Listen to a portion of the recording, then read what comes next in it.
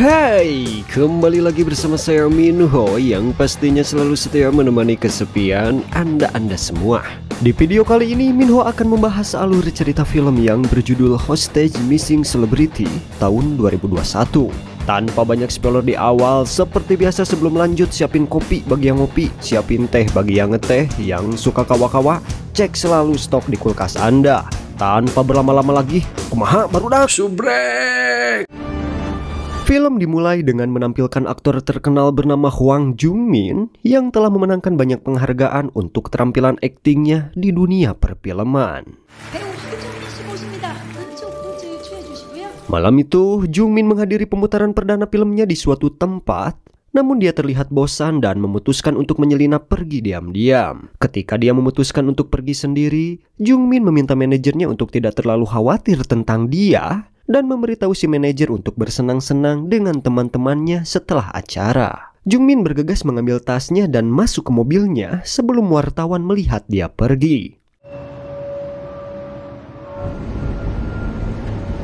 Dalam perjalanan, Jung-min melihat berita tentang penemuan mayat pemilik kafe yang diculik beberapa waktu lalu. Karena para penculik tidak mendapatkan uang tebusan yang mereka inginkan, mereka tidak segan-segan membunuh pemilik kafe dan membuangnya. Sebelum menuju ke rumahnya, Jung-min mampir ke Alfamart langganannya untuk membeli minuman.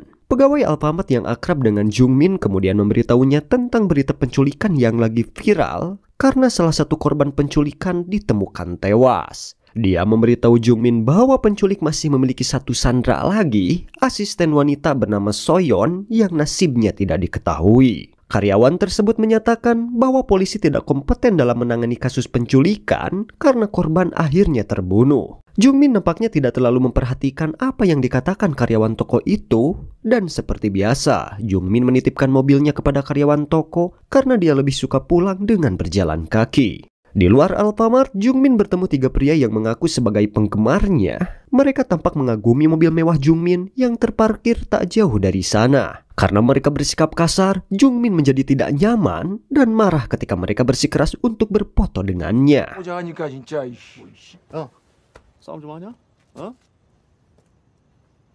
Ketika Jung-min sedang berjalan sendirian ke rumahnya, tiba-tiba ketiga pria itu menyerang Jung-min dan menculiknya.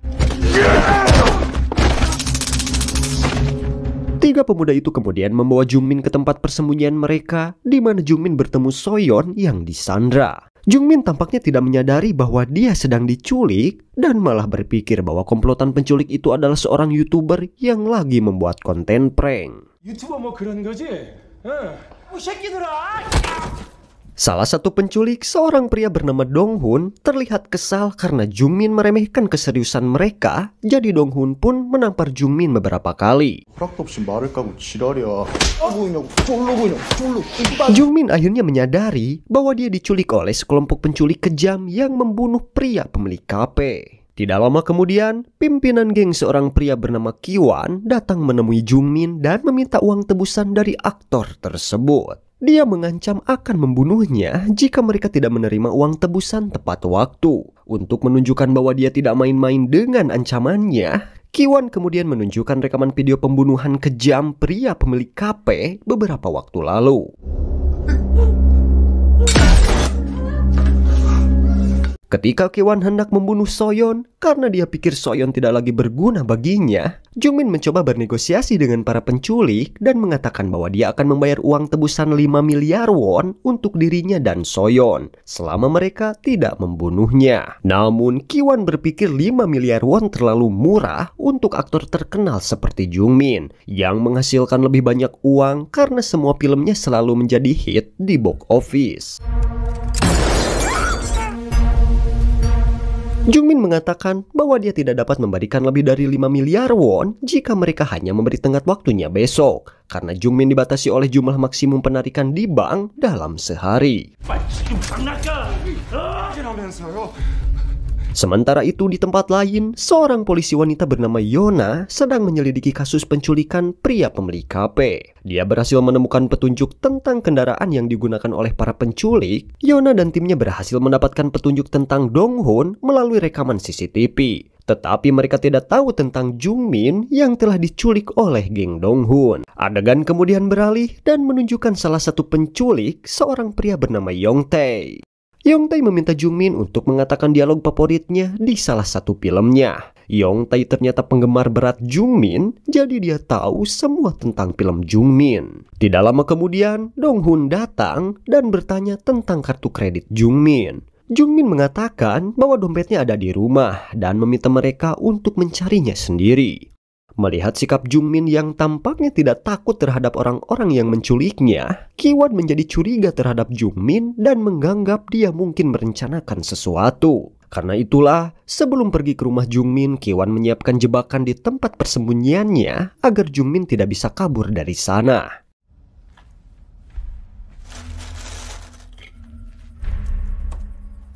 Dia menyiapkan senjata untuk berjaga-jaga jika polisi atau petugas keamanan menjaga rumah Jungmin. Ki-won kemudian memberitahu Donghun untuk membunuh Jungmin dan Soyeon jika dia tidak kembali dalam 10 jam ke depan. Sementara itu, Soyeon terlihat khawatir akan keselamatannya dan bertanya pada Jungmin apakah para penculik benar-benar akan membebaskan mereka setelah mendapatkan uang tebusan. Jungmin hanya mengatakan padanya untuk memiliki keyakinan bahwa mereka berdua akan keluar dari sana dengan selamat. Keesokan harinya, Ki-won bergegas ke rumah Jungmin dengan salah satu anak buahnya, seorang pria bernama Barja. Di tempat lain, Yona dan rekannya mendapatkan informasi tentang Ki-won dari seorang penjaga penjara yang melihatnya mengunjungi Donghun saat dia masih di penjara. Setelah mendapatkan informasi tersebut, Yona dan pasangannya langsung bergegas menuju rumah Ki-won. Adegan beralih ke Jungmin yang tampaknya merencanakan sesuatu, sementara Yongtae sedang lengah. Jungmin kemudian meminta Soyeon untuk menyepak pecahan botol ke arahnya, berharap bisa ia gunakan untuk memotong tali yang mengikatnya.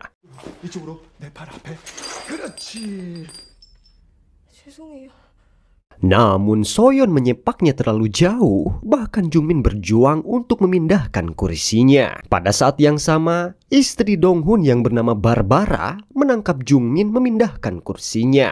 Meskipun Barbara adalah satu-satunya wanita di geng penculikan, dia sama kejamnya dengan suaminya dan tidak ragu untuk menampar Jungmin. Setelah itu, Jungmin memberitahu Donghun bahwa dia harus menghadiri wawancara hari ini. Dan manajernya akan curiga jika dia tidak datang untuk wawancara dan akan melapor polisi. Donghun kemudian memberitahu Jungmin untuk memberitahu manajernya bahwa dia tidak bisa menghadiri wawancara. Tapi karena Jungmin menghubungi manajernya dengan ponsel Donghun, manajernya sama sekali mengabaikan panggilan itu. Dia kemudian meminta Donghun untuk menelpon saudara laki-laki Jungmin yang bernama Darman agar dia memberitahu manajernya. Setelah Darman mengangkat telepon, Jungmin memberitahunya untuk memberitahu manajernya tentang tidak dapat menghadiri wawancara sambil menyebutkan nama-nama reporter yang akan mewawancarainya. Setelah itu, Donghun segera menutup telepon. Di tempat lain, Yona dan pasangannya mendapatkan alamat Ki-won dan datang ke sebuah rumah yang ternyata sudah lama tidak berpenghuni. Sesampainya di sana, Yona dan pasangannya sangat terkejut menemukan mayat yang membusuk di tempat tidur. Saat Ki-won berusaha mencari dompet Jungmin, Yongtae dikejutkan oleh Jungmin yang tiba-tiba memintanya pergi ke apotek dan membeli obat karena dia mengidap penyakit jantung. Jadi, dia harus minum obat pada jam-jam tertentu. Namun Yongtae menolak permintaan Jungmin karena Ki-won melarangnya meninggalkan tempat persembunyian mereka dan terus mengawasi Jungmin.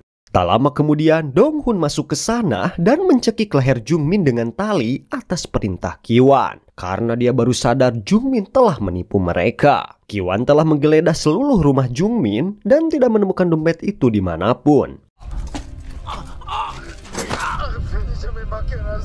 Setelah diancam, Jungmin akhirnya mengungkapkan bahwa dia meninggalkan dompetnya di Alfamart yang dia singgahi malam itu. Ketika Ki-won meninggalkan rumah Jungmin, mereka melihat si manajer berusaha mencari Jungmin. Tapi kemudian, manajer mendapat telepon dari Darman yang mengatakan kepadanya bahwa Jungmin tidak dapat menghadiri wawancara karena bisnis yang mendesak, sambil menyebutkan nama-nama reporter atas permintaan Jungmin. Tak disangka, sang manajer mengatakan bahwa Jungmin tidak memiliki jadwal wawancara hari ini. Dan nama-nama reporter yang disebutkan bukanlah reporter sebenarnya, melainkan nama-nama detektif yang diperankan Jungmin di beberapa filmnya.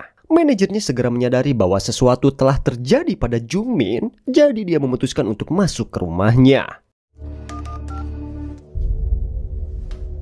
Melihat keadaan rumah yang berantakan dan tidak menemukan Jungmin dimanapun, manajer bergegas memanggil polisi. Adegan kemudian beralih dan menunjukkan Yongtae panik karena Jungmin terlihat kesakitan. Donghun bahkan berpikir bahwa dia hendak bertindak untuk menipu mereka, namun tidak demikian dengan istri Donghun yang mengira Jungmin benar-benar sakit. Maka ia meminta suaminya pergi ke apotek untuk membeli obat. Di tempat lain, manajer meminta bantuan polisi untuk menemukan Jungmin. Sementara itu, Ki-won pergi ke Alfamart di mana Jungmin secara tidak sengaja meninggalkan dompetnya dan meminta seorang karyawan pria untuk memberikan dompet Jungmin padanya yang mengaku sebagai manajer Jungmin. Namun, karyawan tersebut menolak memberikan dompet dan kunci mobil Jungmin karena dia ingin Jungmin yang mengambilnya sendiri seperti biasa. Ki-won langsung merasa kesal dan hendak menyerang pegawai tersebut. Tapi ada pengunjung, jadi dia mengurungkan niatnya. Ki-won kemudian mendapat telepon dari Donghun yang memberitahunya bahwa Jungmin sakit dan saat ini dia sedang menuju ke apotek untuk membeli obat. Mendengar ini, Ki-won pun murka dan memberitahu Donghun untuk bergegas kembali ke tempat persembunyian mereka karena Jungmin hanya bertindak untuk menipu mereka. Setelah itu, Ki-won kembali masuk ke dalam toko dan langsung menghajar pegawai toko tersebut. Lalu mengambil dompet dan kunci mobil Jungmin.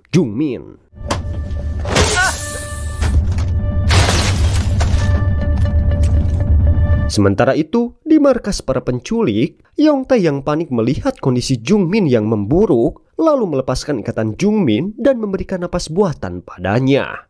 Namun tiba-tiba,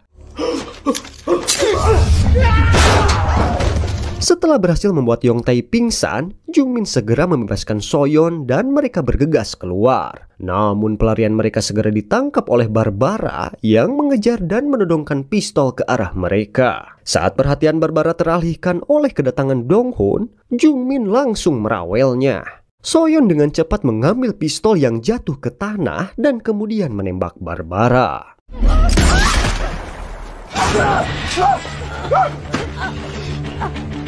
Setelah itu Jungmin dan Soyeon bergegas pergi ke hutan. Jungmin kemudian meminta Soyeon untuk bersembunyi sementara dia mengalihkan perhatian Donghun dan Yongtae yang mengejar mereka.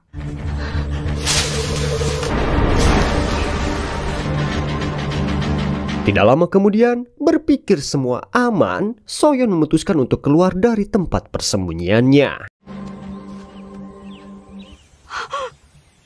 Ya, kalian betul. Soyeon ketahuan dan langsung dibawa ke markas Donghun. Di sisi lain, Yongtae menemukan keberadaan Jungmin dan langsung menembaknya, membuat Jungmin jatuh ke jurang dan tidak sadarkan diri.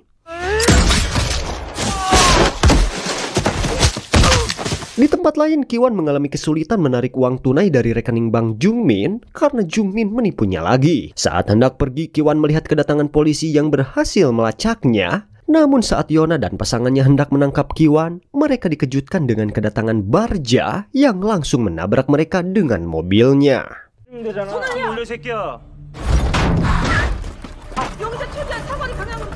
Kejar-kejaran antara sindikat penculikan dan polisi pun tak terhindarkan. Setelah menyebabkan banyak kecelakaan, Barja kehilangan kendali atas mobilnya dan kemudian menabrak ruko di dekatnya. Ketika polisi menangkap Barja yang membrutal, Ki-won berhasil melarikan diri setelah meledakkan bom rakitan dan menipu polisi. Barja kemudian dibawa ke kantor polisi untuk diinterogasi, namun Barja memilih untuk tetap diam dan mengakhiri hidupnya dengan meminum racun yang telah ia siapkan sebelumnya. Adegan kemudian beralih ke Jungmin. Dia akhirnya bangun setelah lama tidak sadarkan diri di dasar jurang. Karena peluru Yongtae mengenai paha kanannya, Jungmin kesulitan bergerak. Namun Jungmin menyadari bahwa dia harus keluar dari sana sebelum para penculik mengetahui keberadaannya. Saat berjalan di tengah hutan, Jungmin bertemu dengan seorang abah-abah yang tinggal di sebuah gubuk. Dia mencoba meminta bantuan si abah itu, tetapi si abah malah mengunci Jungmin di gubuknya dan memanggil polisi berharap mendapatkan hadiah besar karena menemukan aktor terkenal yang tersesat di hutan. Namun polisi tidak percaya dengan panggilan si abah itu karena ternyata dia sering menghubungi mereka untuk memberikan laporan palsu.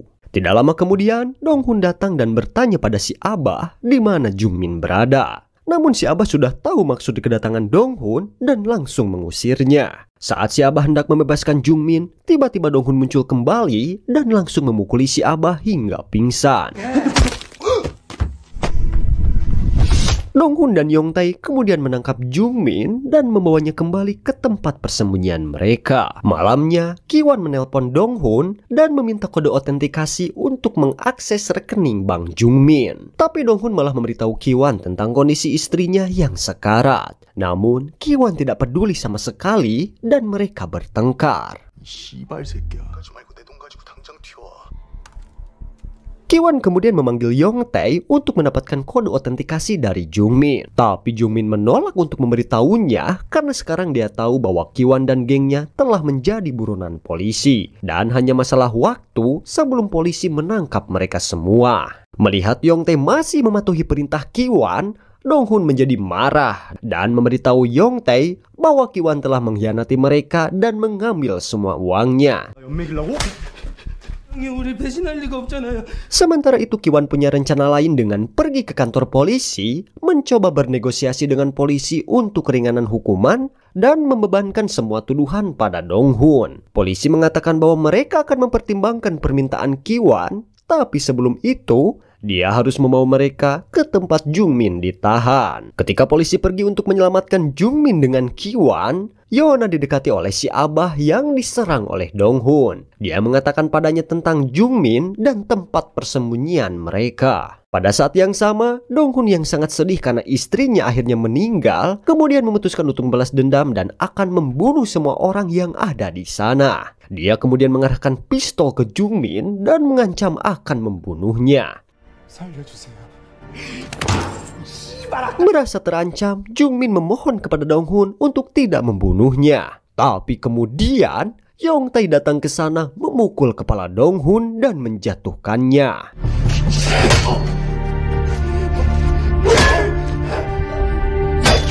Namun, setelah Yongtae membebaskan Jungmin dan Soyeon, dia malah dibunuh oleh Donghun yang ternyata masih sadar. Manfaatkan kesempatan saat Donghun belum sepenuhnya pulih, Jungmin segera membawa Soyeon pergi dari sana dan bersembunyi di suatu tempat. Pada saat yang sama, Kiwan ternyata membawa polisi ke sebuah gedung di dekat tempat persembunyian mereka yang sebelumnya telah dipasangi jebakan, sehingga tempat itu meledak dan membunuh sebagian besar polisi. Kiwan kemudian mengambil kesempatan untuk melarikan diri dan pergi ke tempat Jungmin ditahan. Sementara itu Donghun akhirnya mengetahui keberadaan Jungmin dan membawanya pergi dari sana. Namun Kiwan sampai di sana lebih dulu dan langsung membunuh Donghun. Pada saat yang sama, Yona tiba di sana dan mencoba menghentikan Kiwan. Keduanya kemudian terlibat dalam pertarungan sengit.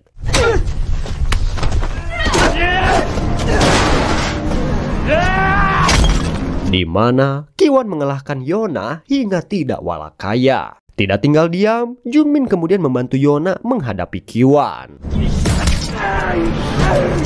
Hingga akhirnya Jungmin berhasil membunuh Kiwan dengan teknik yang dipelajari dari Habib saat melawan McGregor.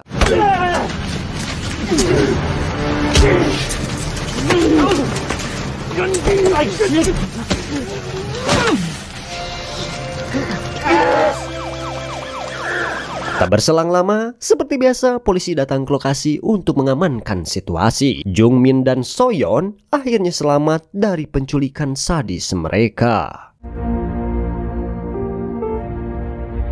2 tahun kemudian, Jungmin terlihat mengunjungi lokasi syuting film Darman, di mana ide cerita untuk film tersebut berasal dari kisah nyata yang dialami oleh Jungmin. Saat Jungmin melihat aktor yang memerankan Kiwan, trauma masa lalu yang dialaminya tiba-tiba muncul kembali dan menghantuinya. 살인마 역할 맡은 신인 배우. Akhirnya film pun tamat. Oke, gimana tuh ceritanya? Seru kan? Pesan moral yang bisa kita petik dari film ini, buat para public figure yang kaya raya, jika membutuhkan bodyguard, hubungi Mimin. Jangan suka marakayangan sendirian, yang penting mah super sabungkus. Oke, mungkin itu saja yang dapat bisa sampaikan. Buat yang baru gabung, jangan lupa subscribe, like, dan komen agar Minho lebih semangat membuat video-video seru lainnya. Saya Minho, sampai ketemu di alur cerita film selanjutnya. Ini Belibat Suara.